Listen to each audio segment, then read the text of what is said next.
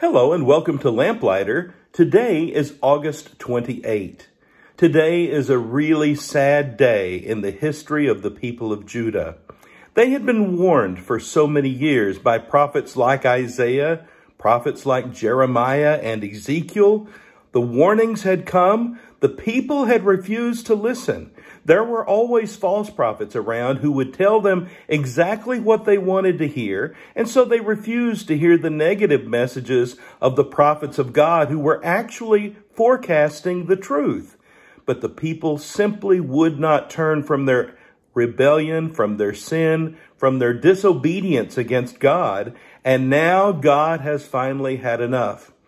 It is a sad day. We saw it coming, but today we see that God truly did mean what he was saying through the prophets of old, as Jerusalem is going to finally fall.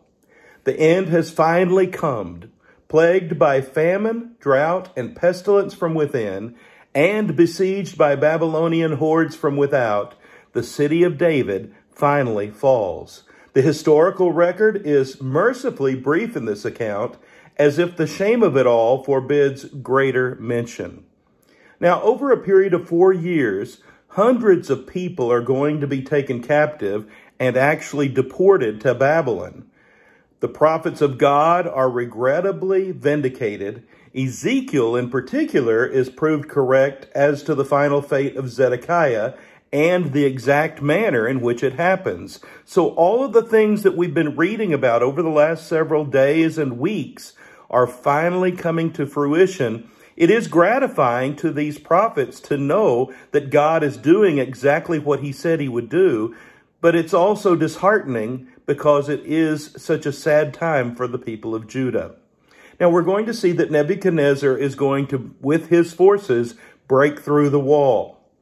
The famine in the city had become so severe that there was no food for the people to eat. The city wall was broken through. Now, when this happens, King Zedekiah and some of his soldiers flee the scene as if they're trying to get away. But as God has already predicted through Ezekiel and through Jeremiah, Zedekiah will not escape Nebuchadnezzar. Nebuchadnezzar's forces catch them and take them captive themselves. Zedekiah is going to be humiliated. The king of Babylon slaughters the sons of Zedekiah before his very eyes.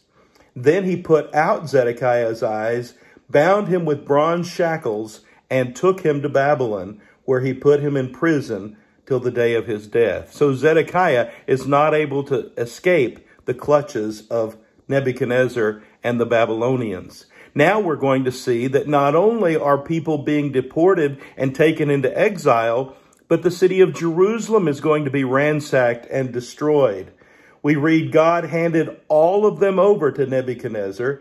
Nebuzaradan, commander of the imperial guard who served the king of Babylon, came to Jerusalem. He set fire to the temple of the Lord, the royal palace, and all the houses of Jerusalem. Every important building he burned down. The whole Babylonian army, under the commander of the imperial guard, broke down all the walls around Jerusalem. Now again, all of this has been prophesied, but the people just wouldn't listen. The officials, the priests and the chief priests and all those who were leaders in Jerusalem are going to be taken before Nebuchadnezzar and executed. The treasures of the temple are going to be pillaged, and all of those things that were so beautiful and used for great moments of worship in the temple are going to be taken also as plunder by the Babylonian armies. And then we read about the people themselves being deported. Nebuzaradan, the commander of the guard, carried into exile some of the poorest people and those who remained in the city, along with the rest of the craftsmen and those who had gone over to the king of Babylon. But Nebuzaradan, the commander of the guard, left behind in the land of Judah some of the poor people who owned nothing, and at that time he gave them vineyards and fields. So not everyone is taken. Some of the people are left behind, but Judah is taken into captivity away from her land. He carried into exile to Babylon the remnant who escaped the sword, and they became servants to Nebuchadnezzar, and they became servants to his sons until the kingdom of Persia ultimately comes to power. The land enjoyed its Sabbath rests. All the time of its desolation it rested until the 70 years were completed in fulfillment of the word of the Lord spoken by Jeremiah. And as I mentioned, we're reminded all the way through this reading today that everything that Jeremiah said, everything that Ezekiel said in particular, is now coming true.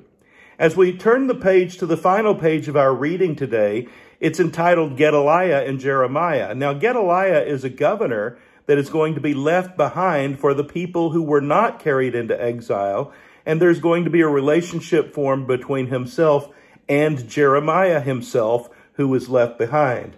Nebuchadnezzar, king of Babylon, appointed Gedaliah, son of Ahikam, the son of Shaphan, to be over the people he had left behind in Judah. Now, while Jeremiah had been confined in the courtyard of the guard earlier, the word of the Lord had come to him. Go and tell Ebed-Melech the Cushite, this is what the Lord Almighty, the God of Israel, says. I am about to fulfill my words against this city of Israel. I'm about to do everything that I was going to prophesy through Jeremiah and Ezekiel. All of that is now coming to place. He's coming into play, he says. So I'm going to fulfill my words against this city through disaster, not prosperity. At that time, they will be fulfilled before your eyes. But here's what he says to Jeremiah. But I will rescue you on that day, declares the Lord. You will not be handed over to those you fear.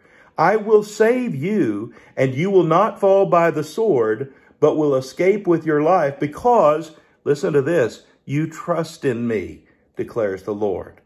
Now, Nebuchadnezzar, king of Babylon, had given these orders about Jeremiah. Take him and look after him. Don't harm him, but do for him whatever he asks. This sounds kind of strange to me. The king of the opposing army is saying, take care of Jeremiah. Do whatever he asks. Do whatever he needs.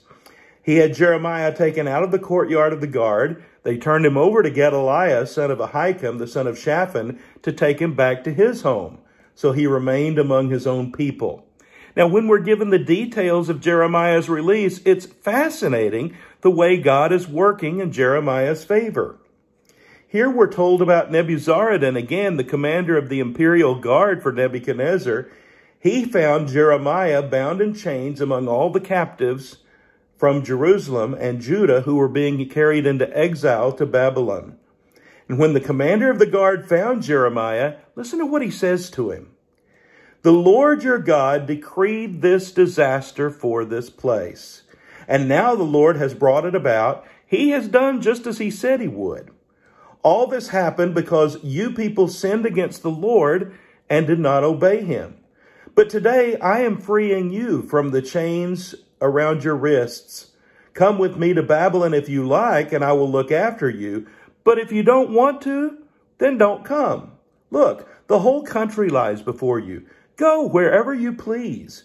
However, before Jeremiah turned to go, Nebuzaradan added, Go back to Gedaliah, son of Ahikam, the son of Shaphan, whom the king of Babylon has appointed over the towns of Judah. Live with him among the people, or go anywhere else you please. That's fascinating that this is the enemy commander that is treating Jeremiah with such respect and honoring the commands of God and recognizing everything that's happening here as the hand of God.